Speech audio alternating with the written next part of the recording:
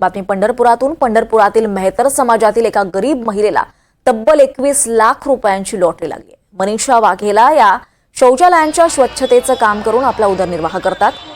वाघेला यांचं पंढरपुरात मेहतर गल्लीमध्ये 10 बाय 10चं पत्र्याचं घर आहे. अलीकडेच त्या पंढरपुरातील चौफाळा इथल्या गणेश मंदिरात दर्शनासाठी गेल्या होत्या.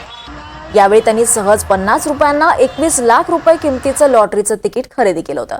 त्यामध्ये ध्यानी मनी नसताना त्यांना 21 लाख रुपयांची लॉटरी लागली आहे.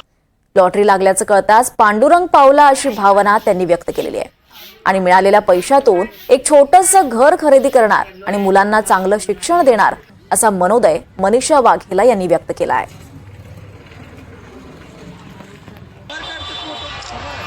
मनीषा हेमंत वाघेला. मी लॉटरी काढली होती.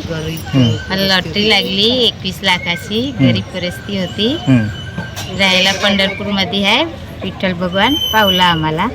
आम्ही स्वच्छताचं काम करतो.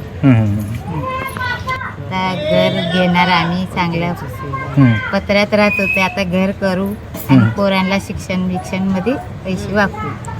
दर्शनाला गेलती गणपतीच्या. तिथं गेली आणि एक लॉटरीचं बघितलं. मग म्हणलं काढून घेऊ. मग 50 रुपयाची काढली. तिच्यात नशीब लागलं.